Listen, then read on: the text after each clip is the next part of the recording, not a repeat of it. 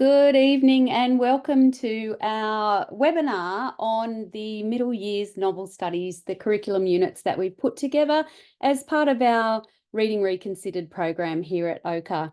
My name is Sonia Weston. I'm the head of curriculum with OCA, and I'm going to start us off tonight, and we're going to introduce you to our wonderful new novel study unit all about Lenny's Book of Everything. Just a moment. That's it. Thank you. I'm going to start by doing the acknowledgement of country, and I begin just by acknowledging that we're coming from all over the place in Australia. We acknowledge the traditional custodians of the land on which we all meet today, and we pay our respects to their elders, past and present, and any First Nations people that we have here today. Today, we're going to take you through the middle years curriculum study units and how they're put together and how they're slightly different to the other resources that we offer. So we're going to start by just introducing you to a little bit of information about who OCA is and what we do. We're going to take you through the structure of our middle years novel study units, and we're going to take you through some of the supporting resources and the professional learning behind it. And then most importantly, we're going to show you how to access these resources so that you can find them as easily as we can. Just to kick us off, a little bit about who we are here at OCA. My name is Sonia Weston, as I said, and I'm the head of curriculum here at OCA. So I look after our curriculum team writing. And we're also very fortunate to have with us tonight Nick Temple, who is one of our very talented curriculum writers, and he's done a lot of work on Lenny's. He'll introduce himself to you in a little while. Number one thing, we have our mission statement, our purpose. At OCA, our main driving force is to improve student outcomes and to close the disadvantage gap by supporting teachers. So we believe that the best way that we can do that is by creating resources that help teachers to do their job most effectively. We work with a community of teachers to develop our resources. So all of our resources have been written by people who are working as teachers. And we work with communities of teachers all over the place so that we can support high quality materials being developed. A little bit about ourselves here. We work with an evidence-informed basis. So all of our materials are knowledge rich and they're vocabulary rich, because we know that building that information for children and students helps them to learn more effectively. We sequence all of our materials really carefully over time so that they're coherent, and all of our materials are flexible and adaptable. That means that you can download them and you can make any changes. They're all fully editable. That means that you can change them to suit the needs of your students at the time. They're accessible for a range of learning needs, and they acknowledge diversity in our schools. So not only do we bring in a range of writers to help create our resources, we also try to include a range of perspectives and a range of materials so that they're suitable for use in every classroom. We work with a bunch of leading education organisations in Australia. We've been around for about 2.5 years. It feels a lot longer than that, but it's only been a couple of years. And over that time, we've been lucky enough to work with a range of different organisations. We've worked with groups like the Australian Education Research Organisation, better known as AERO, on a number of different projects. We've worked with the Catholic Education Diocese in numerous states and the New South Wales Department of Education. We've got some philanthropic supporters, the Susan McKinnon Foundation, the Fogarty Foundation, the Eureka Benefit Foundation. A whole lot of people help us to do our job really effectively. We've also, you might recognise, taken on some resources from the Grammar Project with the support of the Fogarty Foundation. And we have a partnership with Teachwell as one of our professional learning partners.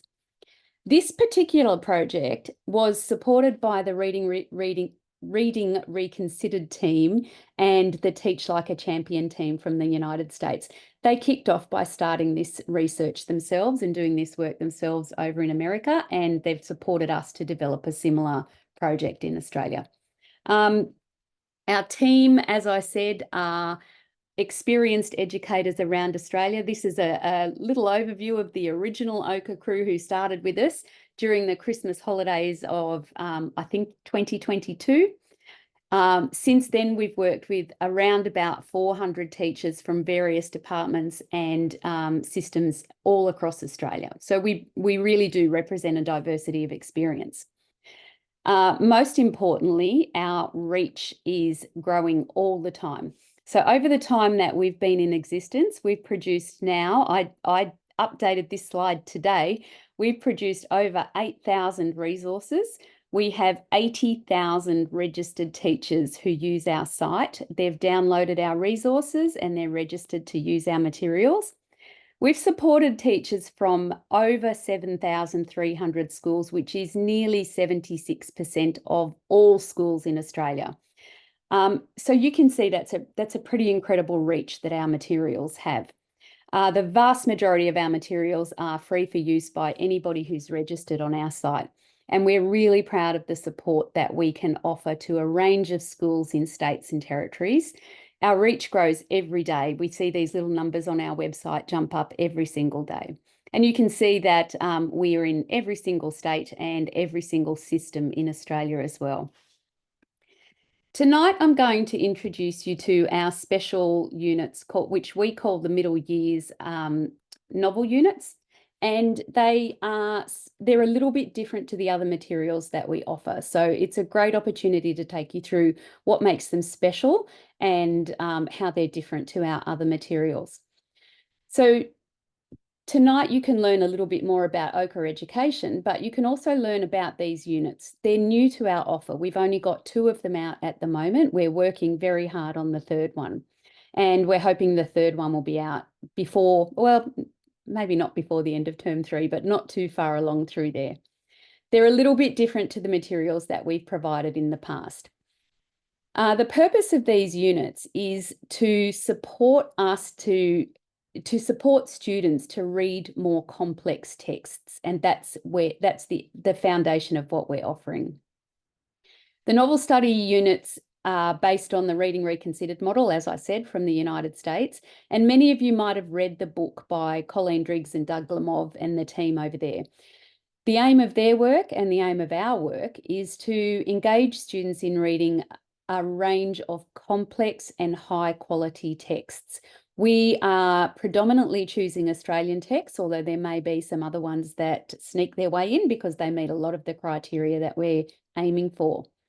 We are supporting ambitious teaching. All our materials are aligned to the main curriculum documents in Australia. They're aligned to AC version 9, the New South Wales syllabus that's just come out, and the Victorian version 2.0.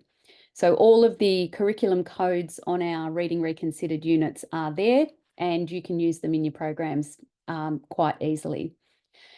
Our texts are chosen based on a carefully selected reading spine that I'm going to go through in just a little minute. A team of experts have put together our reading spine and we're quite proud of it, and that's predominantly where we're choosing our books from. The most important thing, the word that we throw around all the time for Reading Reconsidered, is that our work is ambitious. We are supporting ambitious teaching that's aligned to the Australian curriculum, and we're trying to help teachers to give children access to texts that they may not read otherwise. As I said before, our novels are chosen from a selection on the Ochre reading spine that was put together in the last year or so. Our novels are such a foundational element of these novel studies. So you can imagine we spent a lot of time poring over novels, deciding on which texts would be most suitable and trying to see where they would fit in and would give really the most bang for their buck for the students reading them and the teachers teaching them. We had a lot of fun and a lot of great discussion putting together our reading spine. We started to pull together some of the suggestions using input from a variety of experts in Australian education. We put a reference group together. They represented different education organisations around the country, and we developed a draft foundation to Year 10 reading spine. We call it a draft because it is changing. It will always be responsive to what's available and to what we consider meets the criteria for best practice. The purpose of the reading spine is to lay out some suggested texts that we think students should have access to over their journey from Foundation to Year 10. You can find a copy of our reading spine on our website. At the moment, it is in a draft form, as I said, and we do welcome feedback. We've been lucky enough up to this point to have had hundreds of teachers give us feedback on what they like and some things that they are wondering about with our reading spine as well. So it's always a work in progress, and we're always open to discussion with it. Okay, our reading reconsidered units foreground a number of slightly different elements to what we usually work with. First of all, we focus on the reading of more complex text. It's a great opportunity to engage students in texts that are really something that they may not choose to read themselves. They've either got complex themes or ideas. They may have some of the 5 plagues that you would read about in Reading Reconsidered, such as maybe complex or archaic syntax, or just some ideas that are a little bit more challenging. These units are a great opportunity for a group of students and a teacher to work together to unpick really valuable texts. We're trying to give teachers the opportunity to close read these texts. So at the same time as we're providing work for students, we're providing support for teachers to know what to do with them. What we're trying to do is gain a really deep understanding of these texts and the themes and relationships that are within them, not just from a plot and character point of view, but from a point of view of the literary elements that sit behind there as well. We provide a lot of explicit knowledge and vocabulary development because we know that that actually supports comprehension. We're demonstrating really how non-fiction texts can be integrated into a novel study. So you don't have a non-fiction text being read in one lesson and then you head off and read a fiction text. We show you how you can integrate the two in a single approach that's effective for your time and really useful, and builds background knowledge for your students as well. Our Reading Reconsidered units feature a lot of writing, and the writing that's done as part of these units is in direct response to the text. So we use strategies from the writing revolution to help students think about the text they're reading and to express their thinking in clear and concise ways. We're really using those writing skills that have been developed over time to help students think about the text and then to express their ideas to others, either through discussion or through writing. Okay, our Reading Reconsidered units include all the resources that you would need to teach them effectively. They're fully resourced, so they include teacher instructional materials, students' tasks, and teacher guidance as well. What we're trying to do is to support the teacher workload the way we do with all our materials by developing a really detailed, comprehensive, high-quality unit of work. Each of the units is between 25 and 30 to 32 lessons in length, which would vary depending on the complexity and the length of the text that we're reading. We're designing for lesson lengths of about 60 minutes, but there are elements in there where we can indicate sections that you could leave out or shorten if you needed to. And we give guidance for key questions and key information that should be included to help move the students' understanding. So all our resources are editable, which means you can download them and change them to suit your content and your student cohort. Currently available on our website, we've got 2 beautiful novel studies. We have Blueback by Tim Winton, a classic for most Australian schools. And we have another beautiful newish book called Lenny's Book of Everything by Karen Foxley, another Australian author. They're both available now. The next novel that we're going to release is The Night They Stormed Eureka by Jackie French. We're really excited to be presenting that one because we know it's a staple in lots of schools and we know many of you will already have it. Our novel studies are typically designed for students from years 5 to 8, but we do target them slightly differently. So Blueback, for example, was really designed for years 5 to 6, and Lenny's is designed for years 7 to 8. But we believe they're so adaptable that you could use them for whichever cohort you choose to use. So we know, for example, that Blueback at the moment is being used by students in Year 7, 8. It can also be used as a support text for students in a higher grade. We've got some teachers using Lenny's as low down as Year 5 in an enrichment class. We really do recommend that you have a look at them, read the book first and decide what's suitable for your cohort. But they really are designed to be suitable for any year level that you decide to use them for. That's why they're fully adaptable. I'll take you through how they're different to our other materials. So if you're familiar with our current materials, you know that everything we provide is free of charge. So one of the questions that we frequently get is how these ones are different, considering that they are a subscription resource. The other materials that we provide are provided as part of a partnership with some school systems. So Canberra Goulburn and Melbourne Archdiocese Catholic Schools have supported us to produce the other resources that you will know.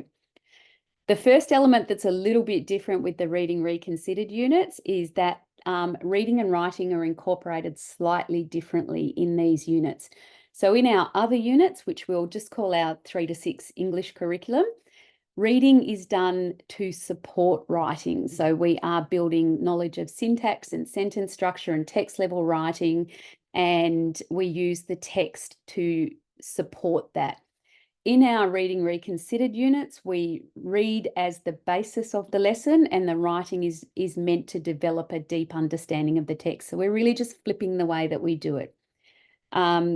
All the units that we have currently in our 3 to 6 English curriculum are free for download, and you'll notice that the writing sits slightly differently to where it does in our Reading Reconsidered units. That's the main difference, as well as the complexity. When we compare the new units, we have taken the writing skills that students have developed over their time, and we use them to support them to read the text and understand the text. Remembering that the text, the novel, is at the heart of our Reading Reconsidered units. Our main goal is to build close reading skills that we know students need so that they can read more complex texts when they get a little bit older. Part of the Reading Reconsidered model is really to produce reading comprehension that is students that are capable of comprehending at a high school level and even up to college or university level. So the materials and resourcing for these units is more detailed. We provide more support and advice for teaching for the teachers, and we give much more detailed lesson plans to the teachers. We also provide suggested answers so that you can have models of what a really detailed curriculum looks like. So every question that's in the lesson will also have a suggested answer. We include strategies like close questioning and lots of engagement strategies and modes of reading, so everyone is involved and everyone is learning. The idea is that these are studied as a whole class and that every student should have a copy of the text if possible, but we do give some ideas around how to work around that if it's not possible. And just to finish up from me, this is just a table of how they are slightly different to the other 3 to 6 English curriculum that's available. So you can see we use high quality text in all our materials. They all come from the reading spine that we've developed. We tend to be a little bit more ambitious with the middle years novel studies, knowing that we're going to spend much more time pulling the text apart and talking about the ideas. There's much greater emphasis on close reading in the middle years novel study, and what a lesson typically goes. Nick is going to take you through that in a little minute, but our lessons typically start with a small number of pages and really break it down into components, and we unpick the way that the author's expressing themselves, some of the decisions the author might have made, the language choices they've made, and so on. Whereas the 3 to 6 English curriculum materials are really built as a vehicle to develop writing. The middle years novel studies also provide a knowledge organiser for students, and that's something that we expect they would refer back to frequently, and that outlines and explains the literary terms that they'll be learning about and some of the background knowledge. And we also give a lesson plan for every single lesson that's contained. We provide exit slips so that at the end of the lesson, you can students just have another little way of showing what they've understood through the lesson. You can complete the exit slips for homework if you want. You could get students to do some of the reading for homework if you want as well. There are some similarities because we want the English curriculum to be coherent with our middle years novel studies. We don't want there to be a significant difference between them. We've got some different elements that are teacher-facing and student-facing, and I am going to hand over to Nick to talk to you a little bit more about Lenny's specifically now and how the materials work together. So over to you, Nick. Thanks, Sonia. Well, yeah, nice to meet you all. Sorry, my name's Nick Temple. I'm one of the teacher creators at OCA and was heavily involved in the development of the unit on Lenny. I've still got my wonderful copy here, which is very heavily annotated. So if, as kind of mentioned, within the middle years program or the units, you can kind of imagine that the resources we have are split between teacher facing and student facing, though I guess the slides could kind of be a bit of both. The unit plan is highly detailed, has curriculum links for the entire unit as well as lesson by lesson. Lesson plans, as mentioned, provide an overview glance at what's going to happen in the lesson, as well as highly detailed model or anticipated responses for all our questions that we have within the unit, from the do now all the way through to the exit ticket. Slides are there to support the teaching of the unit, going through every element. And then the student-facing documents, there's a knowledge organizer, which is expected to be printed out and students should have for every lesson.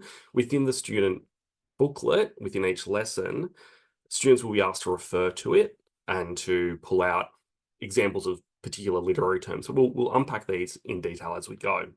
If you want to go next, sorry, I'm going to say next slide a lot of times in this. So all of, should just wanted to briefly mention that sample materials for both Blueback and Lenny's Book of Everything are available on the OCA website. So you can kind of download the first lesson, have a look at it, understand what it looks like. I wanted to bring this slide back up again, which Sonia already talked to, but you may notice I've kind of bolded this little bit here, saying that it's about increasing understanding of the text at the center of lessons. And I think that's really key. The reason I've bolded it is that the text is really the focus. We start with the text, and this is something we learned from the Reading Records team over in the US, is really letting the text drive us to identify what do we want students to take away from this novel. Obviously, we're looking at building a lot of different skills within that, but really letting the text drive it. And as such, knowledge and vocab development, writing development, nonfiction, all of those things are there to encourage and help students understand the book better, understand reading better, and also access deeper analysis. I'm going to try and unpack how our units actually foreground each of these. So if you don't mind. So I thought I'd frame this within a couple, like, how do we do this? How do we foreground the reading more complex text? How do we integrate nonfiction text, explicit knowledge, and vocabulary development? How do we foreground the text itself and increase understanding and analysis through close reading? And how do we foreground writing in direct response to the text?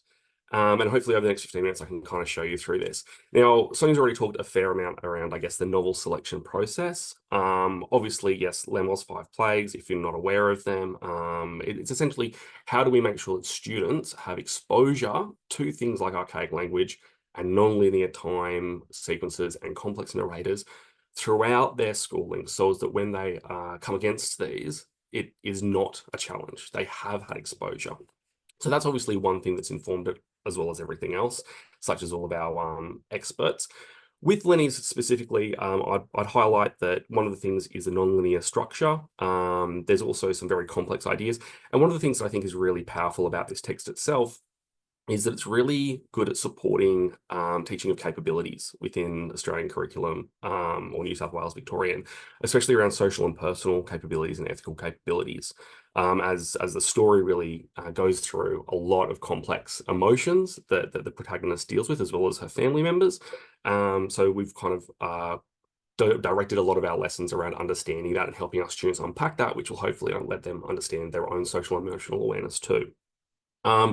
Obviously, so we also embed lots of nonfiction text within it. I thought the best way to kind of go through this was to use a student booklet.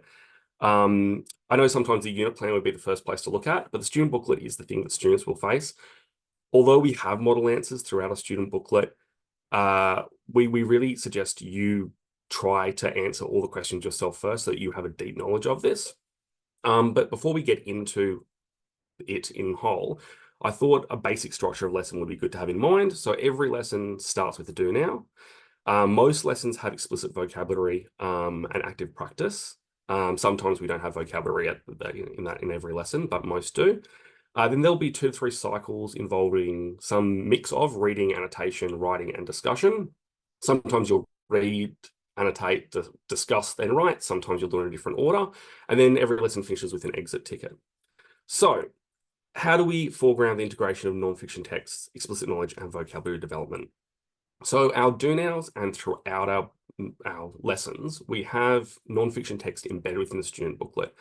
One of the keys around this is that we also provide a point of need. So rather than students at the beginning of a term reading a whole lot of information about something and then 3 weeks later being expected to remember it, instead we try and embed it within the lesson with the core information to either provide them the access of knowledge to understand what's happening within a text, or to encourage greater levels of analysis, or sometimes both.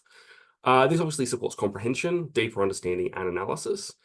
Thinking of the types of knowledge that are within it, there's a lot of literary techniques that are explored within non-fiction texts, but also Hungarian mythology and symbolism, social stigma experienced by single mothers in the 1970s USA, sea monkeys, and the pituitary gland, just as a snapshot. We also cover explicit teaching of vocabulary. We draw heavily on the bring words to life kind of format of this. We try and have words that either are going to help students obviously understand the text or help them analyze it better or understand or express their understanding better. And whether it's knowledge or vocab, we revisit throughout the unit. So we don't teach something and then it disappears off the page. We ask them to use these words and this knowledge again and again through the unit. So as an example of this is a do now from lesson 1. It's knowledge development on the literary technique of foreshadowing. Many of the do nows are on knowledge building, as I mentioned, though some do also incorporate retrieval-based practice. So that'll be the first kind of thing that students will see is a do now, which requires them to develop some knowledge that's going to help them in this lesson. Moving on, we then have some explicit vocabulary instruction. This lesson, we start with foreboding. The idea would be that you would go through pronunciation, definition, there'd be some choral response, things like that to try and get kids to understand the vocabulary word, and maybe ask students to a quick application question as to how it makes sense within the sentence or how the image showcases it. Students then go into active practice. In this instance, there'll be choral response where examples and non-examples are provided, and then further questions for students to answer individually and then discuss to give them a nuanced understanding of the word. Then within the lesson, we can see here a few different versions of this. A contrast is obviously another literary technique which is embedded within this lesson. It's provided at the point of need to help students deepen their understanding and heighten their analysis. If we look at the right-hand side, where you have 3A and 3B, no, sorry, 3B and 3C, sorry. Here, students are asked to utilize the vocabulary and the do now knowledge a few times, as well as contrast in question 8 there. So you can see here how the knowledge is being packaged, provided, and then students are given the opportunities to revisit and apply it within their own understanding and analysis. Another example there is with the thimble, and this is where it's really just trying to give students the ability to understand what's going on. We accept that a lot of students won't understand what a thimble is and may not have come across it. So something small like that is really key and provides an easy understanding of what's going on in the text. So moving on from that, we then look at how we foreground the text and increase understanding and analysis through close reading.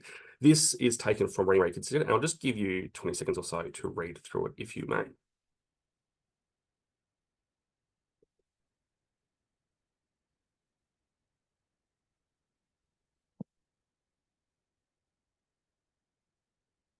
So a few things I want to unpack here.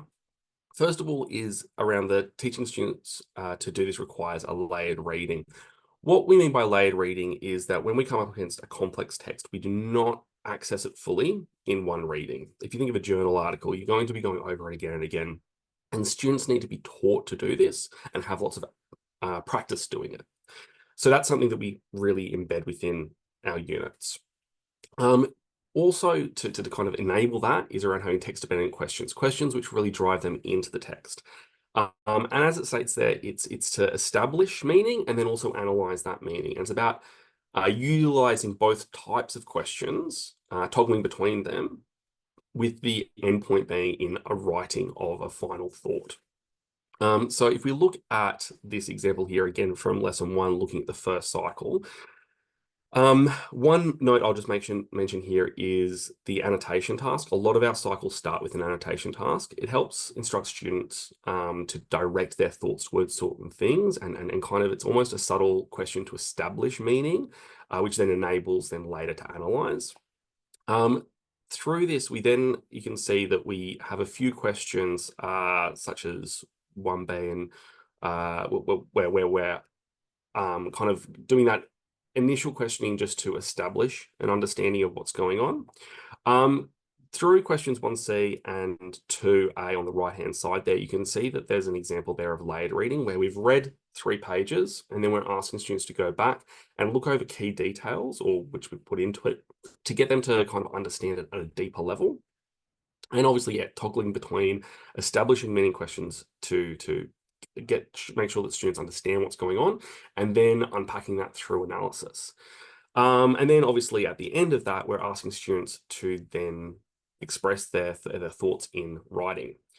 So through this example, we can see that the close reading involves this methodical, broken down, layered reading to establish and analyze meaning through sequence text-dependent questions culminating in writing.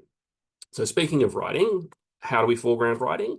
Well, there's a few different forms of writing that we have within the units. These are generally formative, which involves stop and jots and notes. It's really getting students to think in writing. These aren't supposed to be fully developed ideas. It's just their first ideas, and it doesn't have to be written in full sentences. It can use notation or anything else. Developmental is really that writing revolution style where we're supporting students to write in academic language, including things like sentence stems, sentence parameters, expanding and combining sentences, and single paragraph outlines. Then we have summative, which is where we expect students to be able to express a final, fully formulated idea, often using some form of explicit structure and evidence from the text. And then revision is, I think, a key thing that a lot of the time the teachers find they don't have time for, but is really critical to the craft of writing, and it's giving students the opportunity to change or improve the content of their sentences and writing. So for a bit of an example of this, and I think it's important to understand the synergy that works between these different forms of writing: formative, developmental, summative, and revision. So here we have a couple examples, and you may, if you're familiar with Writing Revolution, have noticed that we use dashed lines and solid lines, and this is a little non-verbal signal to students as to whether they need to write in full sentences or whether they're able to use note-taking. Within this, we've got a few sets of questions where we're asking students to just put down their early ideas and their formative questions. Then they lead into a developmental prompt where they've got a sentence stem where they're kind of capturing that idea once they've already worked through it a bit. Then additional formative questions, then working through to a bit more of a summative prompt at the end of question 8 here. Again, you can see where we've layered our knowledge building within this. In this instance, students have already written a number of things around this idea of developing foreboding. So they've already got a few different ideas that they can draw into this final, fully formulated idea.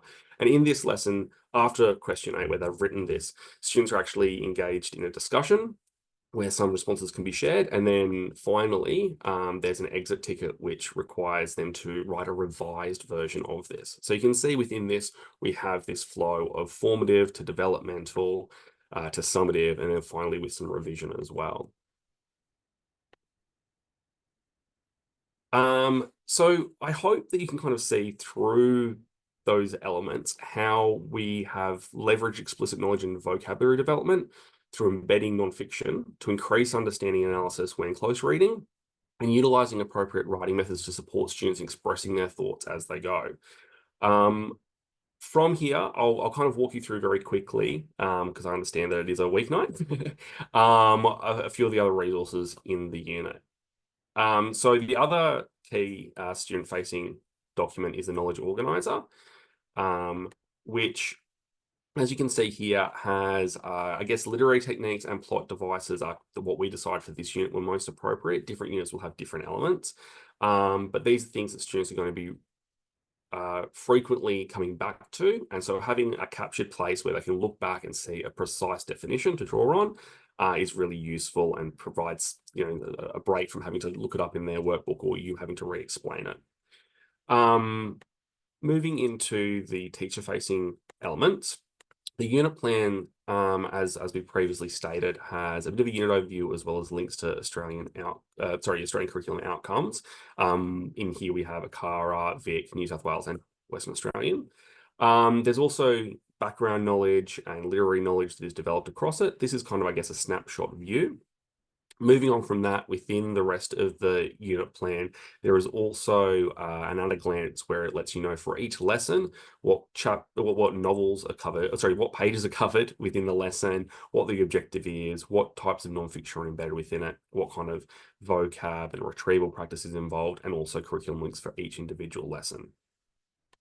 The lesson plans are highly detailed.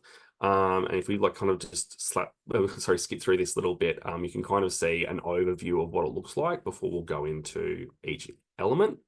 So the at a glance provides obviously the lesson objective, an overview of what's happening in the story, as well as what you're going to be achieving through the lesson.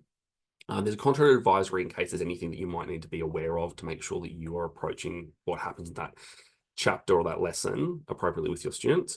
A key thing here as well is that we have key questions. These are within the student booklet, the lesson plan as well, noted with a key. And these are the ones which are like the threads that will carry through the unit the most. And as such, if you're wanting to adapt and slim down lessons or change things up, these are the ones that are really key to continuing with. We also highlight what literary terms and syntax are focused within a lesson. And as you see there, there's a kind of words to watch for. These are vocabulary words that aren't explicitly taught, but it's worthwhile having a precise and simple definition in your back pocket. So as you're reading it, you can cover it. After that, we have the agenda where we talk through what the basics of what's going to happen in the lesson. So you can see here for lesson 1, there's a do now, vocab and active practice, and then cycles. I'll mention that, there's always some kind of terminology that can be slipped through. So FASE reading means fluent, accountable, social, and expressive.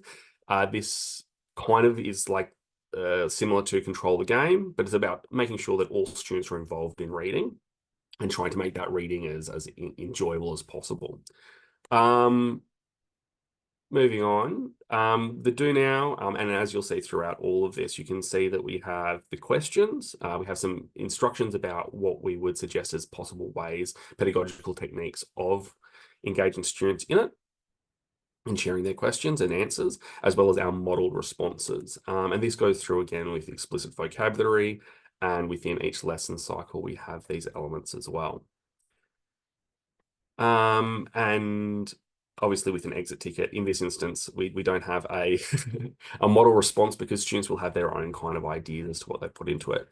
The final resource I think to look at is the lesson slides, which are there to really support the teaching of the unit by having a lot of these elements presented. We understand that teachers teach in very different contexts, and depending on your context, you may not be wanting to print out the entire booklet or some of the images in color. And as such, having these images available to display through slide decks that are editable as well is really useful. So just to give you a bit of an idea of what these look like, you can see the do now, the explicit vocabulary, as well as how questions are structured and presented with a common core of prompt images of icons to indicate what's expected from students in each section. So one last note I wanted to mention is around, I guess, the adaptability resources. We've already talked about it a bit around how they're fully editable. And obviously there's the key questions in the lesson plans and in the student booklets. Another point that we've also kind of mentioned is the length of the unit. These are 25, for this unit, it's 25 60-minute lessons. Depending upon your context, I teach 4 English lessons a week of an hour. So that's 6 weeks. Obviously, there's a lot of space there within the average term to shift things around, and stretch out a unit if you felt that there was too much in any one lesson, or if you wanted to kind of drill more down into some elements. There's also the opportunity to shift some things, like some of the do nows or exit tickets can easily be adapted to be homework tasks, with just a bit of a revision at the beginning of a lesson. But we've tried to make it as adaptable as possible. And I think I'll hand back over to Sonia now. Thanks very much, Nick. That was amazing. Nice. I hope that it's given you a really good, clear indicator of what's actually included in our units and the incredible depth of knowledge of our teacher writers who pull these units together. It takes quite a while to think through all of the concepts and all of the important things that we do. We do try to work in teams, but sometimes the nature of just getting stuff done means that we're writing it a little bit more individually, and you can see that Nick's had a huge hand in this one. It's an incredible unit. We offer some professional learning around our units as well, because we acknowledge that this is really important for teachers. So our professional learning offers include an introduction to the novel and the resources available. So we'll produce a little video that goes with it that's sitting on our YouTube channel at the moment. We go through the elements of the lesson. We take you through background knowledge, we take you through vocabulary, and we take you through how our writing intensive curriculum works. So when you subscribe to one of these units, you are able to download and use all of the professional learning modules that go with it as well. And they're produced, some of the materials are specific to that novel study, and some of them are more general and tell you about how the materials work in general. To access the resources, you go onto our website and you click on subscription resources, which you can see up there. And then you just choose which one you want and you subscribe. So you can purchase it yourself, or your school can purchase it for use in your whole school.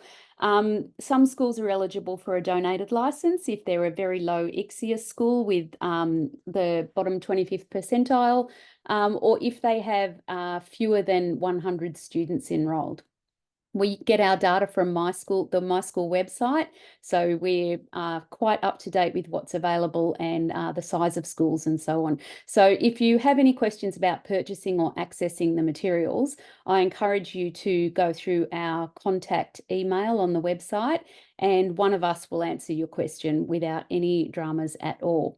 So if you are a low ICSEA school, then you are entitled to a donated license for your school.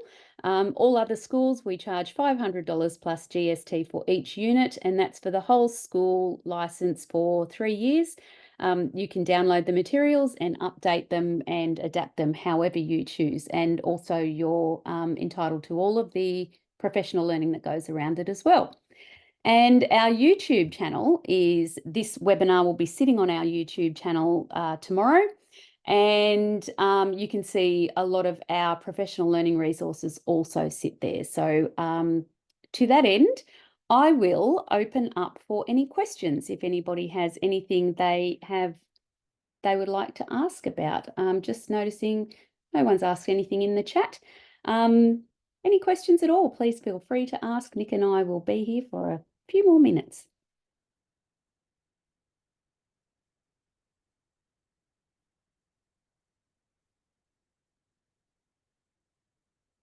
Doesn't look like we've got anyone with any burning questions at this stage. So I can't see hands up. I can't see anybody jumping in. So I'm going to close off and just thank you all for giving up. I know a school night is exhausting, and I really appreciate you guys being here and listening into this. Please make sure if you have any questions that you reach out through our contact email, and we'll be more than happy to answer your questions. And look out for the next one that's coming. The Night They Stormed Eureka is not terribly far off. Thank you so much, everyone, for your time, and we will see you later.